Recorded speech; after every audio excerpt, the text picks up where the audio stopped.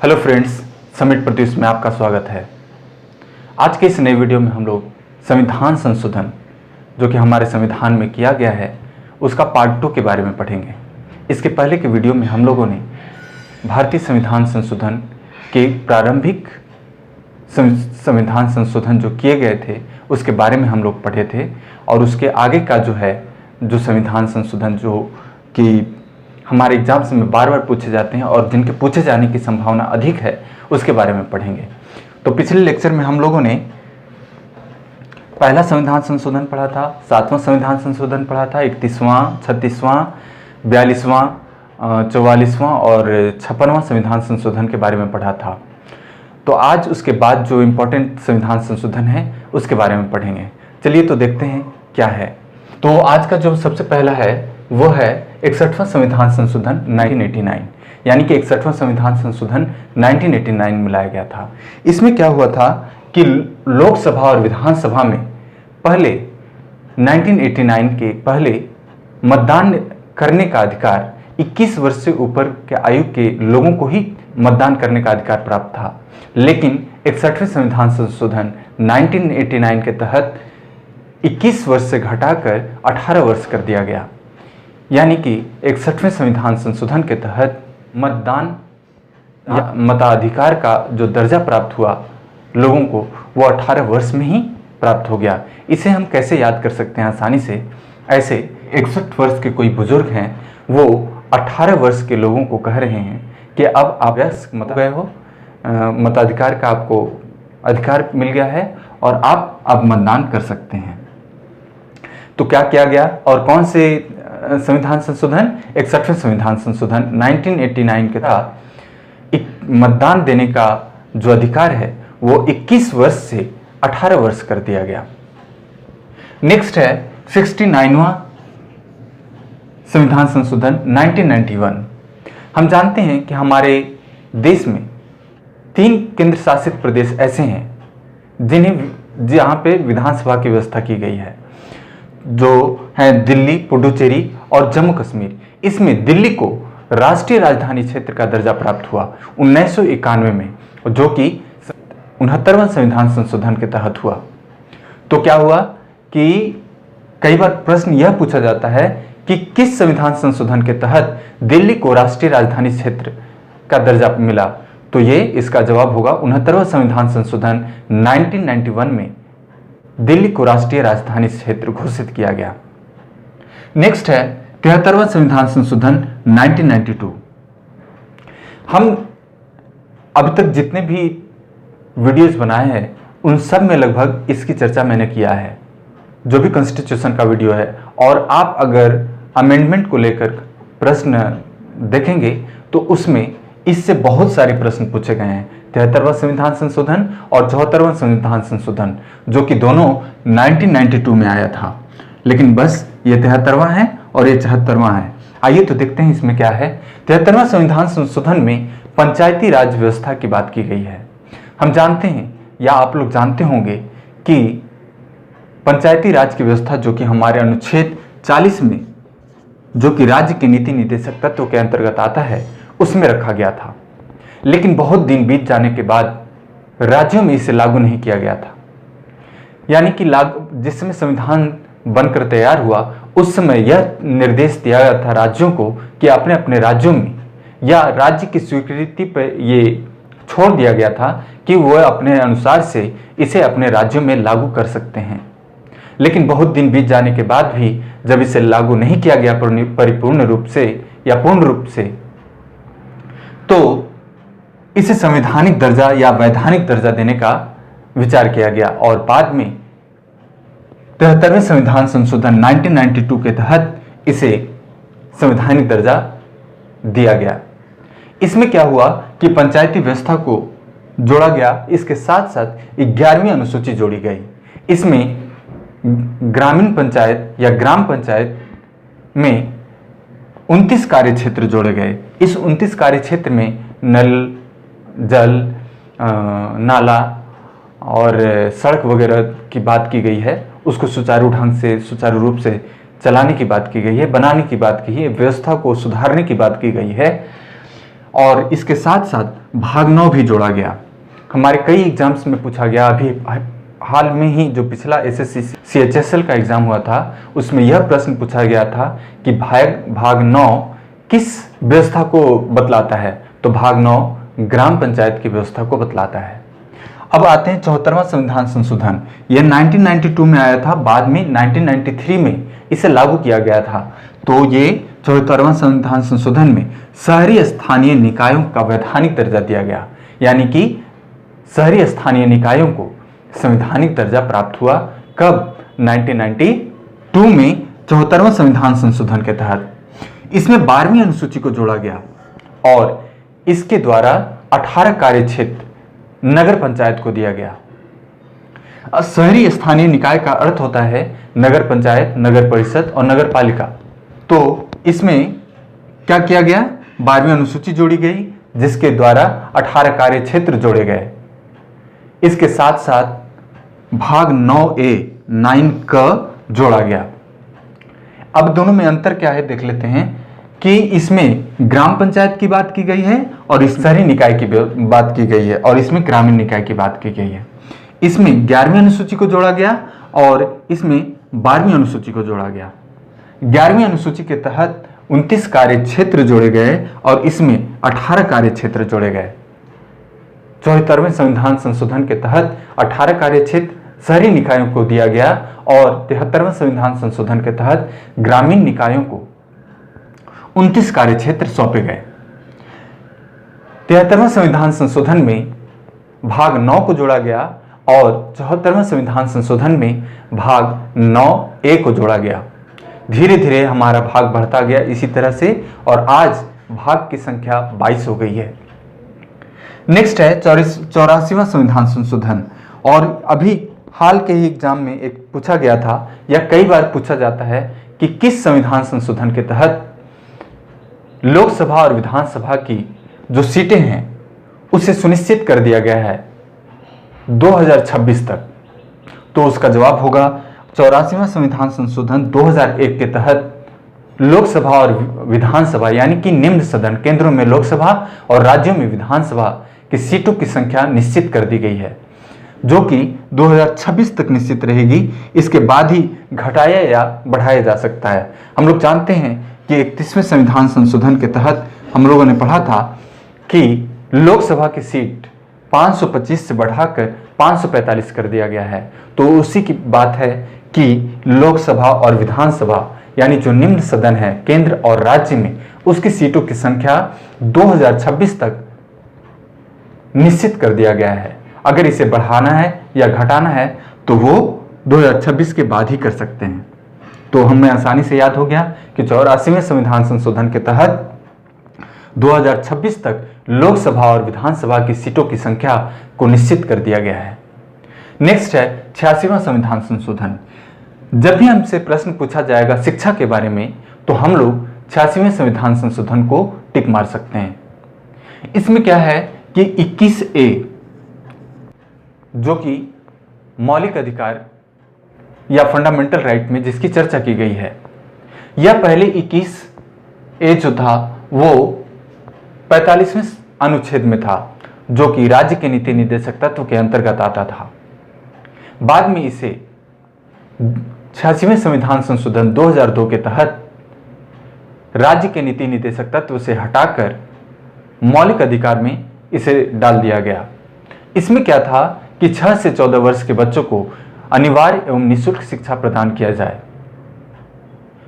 बाद में जब यह मौलिक अधिकार के अंतर्गत आ गया तो 45वें अनुच्छेद में 0 से 6 वर्ष के आयु के बच्चों को पोषण एवं शिक्षा का व्यवस्था सरकार करेगी, इस चीज को डाल दिया गया 0 से 6 वर्ष के बच्चों को। तो कौन से अनुच्छेद के तहत? 45वें अनुच्छेद के तहत। नेक्स्ट है 51A।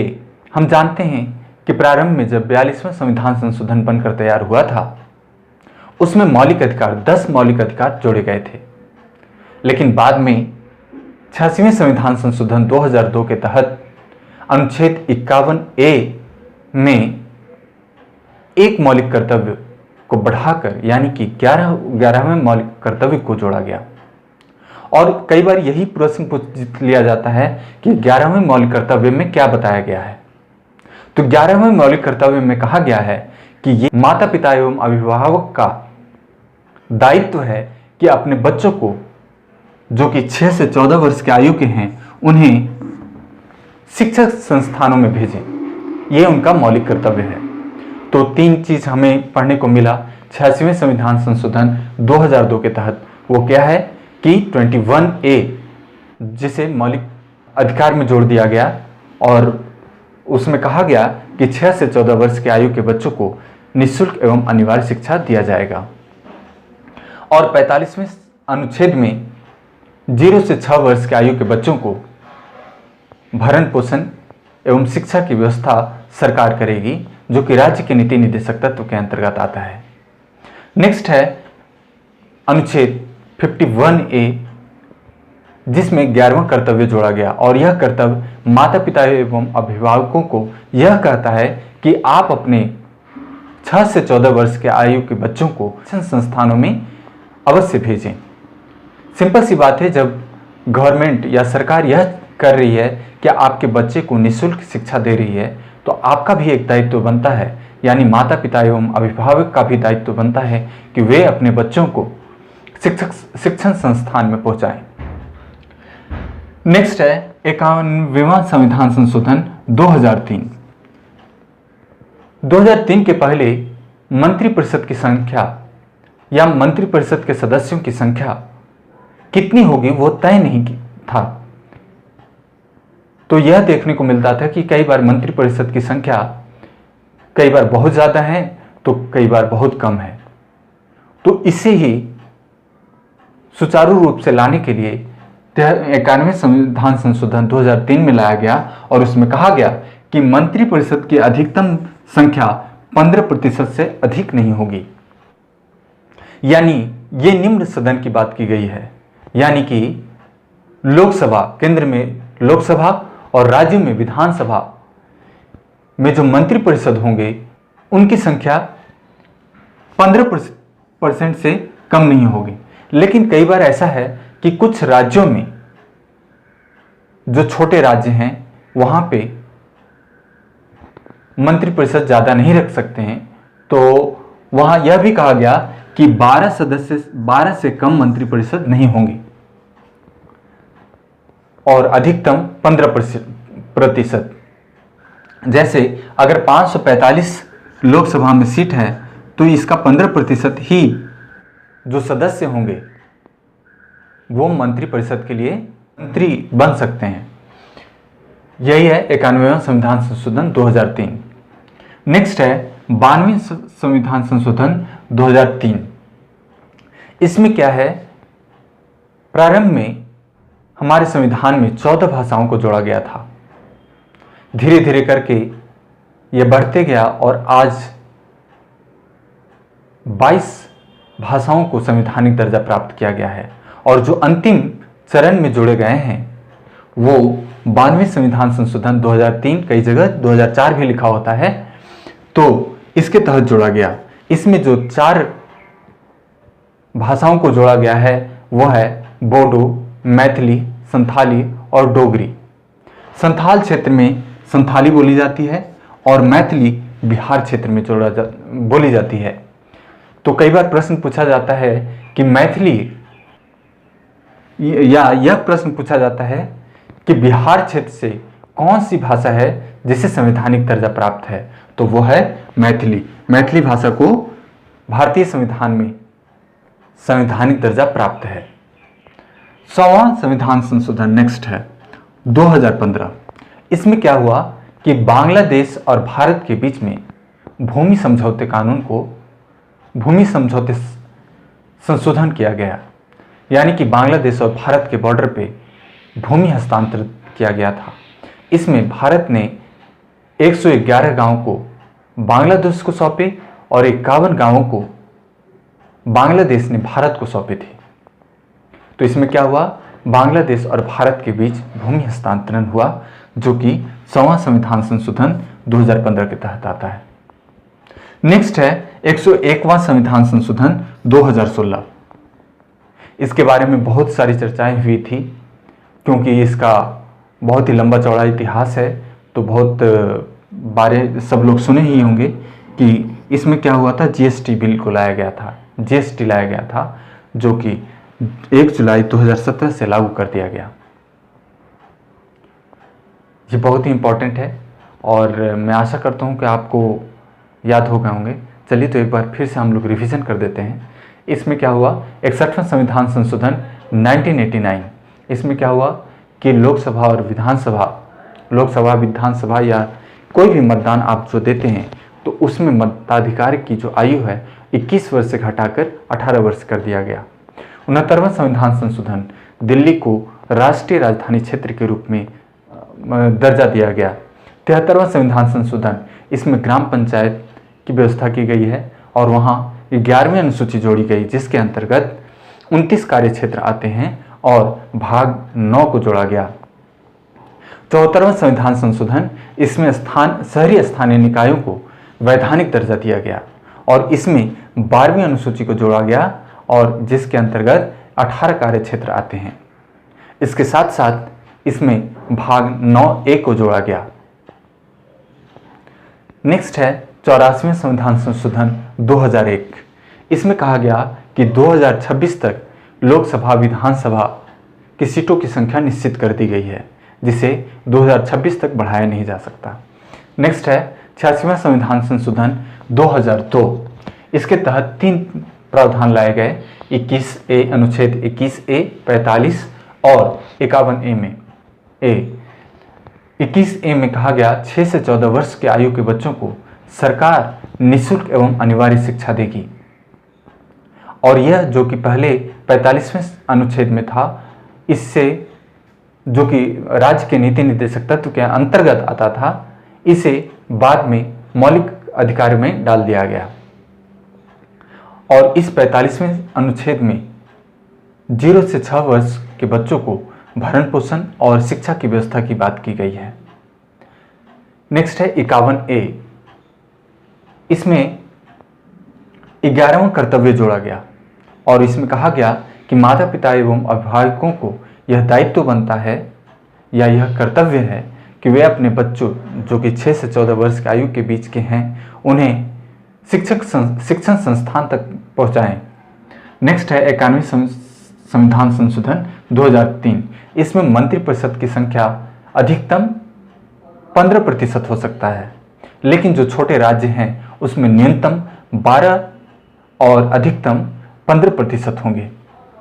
92वां संविधान संशोधन 2003, इसमें 8वीं अनुसूची जोड़ी गई। 8वीं अनुसूची में 4 भाषाओं को जोड़ा गया, मैथिली, संथाली, डोगरी और बोडो।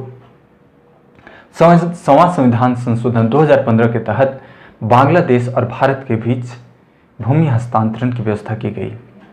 नेक्स्ट है 101वां संविधान संशोधन 2016, इसमें जीएसटी को लाया गया, जो कि 1 जुलाई 2017 से लागू हो गया है पूरे देश में। मैं आशा करता हूं कि आपको ये पूरे याद हो गया होगा। अगर नहीं याद हुआ होगा तो आप एक बार फिर से इस वीडियो को देखें और पसंद आने पे लाइक और सब्सक्राइब ज़रूर करें। धन्यवाद।